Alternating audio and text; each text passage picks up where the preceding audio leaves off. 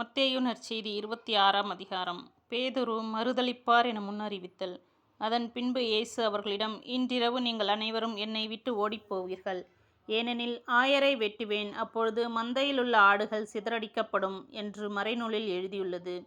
நான் உயிருடன் எழுப்பப்பட்ட பின்பு உங்களுக்கு முன்பே கலிலேயாவுக்குப் போவேன் என்றார். அதற்கு பேதுரு அவரிடம், எல்லாரும் உம்மை விட்டு ஓடிப்போய் விட்டாலும் நான் ஒருபோதும் ஓடிப்போக மாட்டேன் என்றார். இயேசு அவரிடம், இன்றிரவில் சேவல் கூவும் முன் மும்முறை நீ என்னை மறுதலிப்பாய் என உறுதியாக உனக்கு சொல்கிறேன் என்றார்.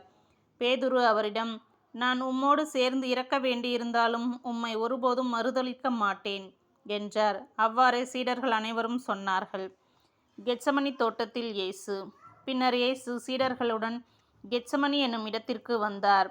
அவர், நான் அங்கே போய் இறைவனிடம் வேண்டும் வரை இங்கே அமர்ந்திருங்கள் என்று அவர்களிடம் கூறி, பேதுருவையும் செபதேயுவின் மக்கள் இருவரையும் தம்முடன் கூட்டிச் சென்றார். அப்பொழுது அவர் துயரமும் மனக்கலக்கமும் அடையத் தொடங்கினார். அவர், எனது உள்ளம் சாவு வருமளவிற்கு ஆழ்துயரம் கொண்டுள்ளது. நீங்கள் என்னோடு இங்கேயே தங்கி விழித்திருங்கள் என்று அவர்களிடம் கூறினார். பிறகு அவர் சற்று அப்பால் சென்று முகம் குப்புற விழுந்து, என் தந்தையே, முடிந்தால் இத்துன்பக் கிண்ணம் என்னை விட்டு அகலட்டும். ஆனாலும் என் விருப்பப்படி அல்ல, உம் விருப்பப்படியே நிகழட்டும் என்று கூறி இறைவனிடம் வேண்டினார்.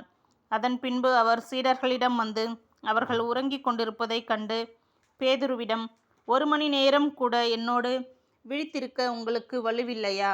உங்கள் மனம் ஆர்வமுடையதுதான், ஆனால் உடல் வலுவற்றது. எனவே சோதனைக்கு உட்படாதிருக்க விழித்திருந்து இறைவனிடம் வேண்டுங்கள் என்றார்.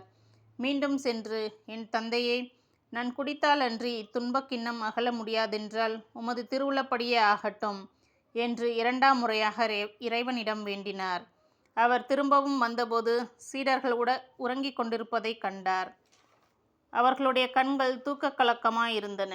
அவர் அவர்களை விட்டு மீண்டும் சென்று மறுபடியும் அதே வார்த்தைகளை சொல்லி 3ஆம் முறையாக இறைவனிடம் வேண்டினார். பிறகு சீடர்களிடம் வந்து, இன்னும் உறங்கி ஓய்வெடுக்கின்றீர்களா? பாருங்கள், நேரம் நெருங்கி வந்து விட்டது. மானிட மகன் பாவிகளின் கையில் ஒப்புவிக்கப்படுகிறார். எழுந்திருங்கள், போவோம். இதோ என்னை காட்டிக் கொடுப்பவன் நெருங்கி வந்து விட்டான் என்று கூறினார். ஆமென்.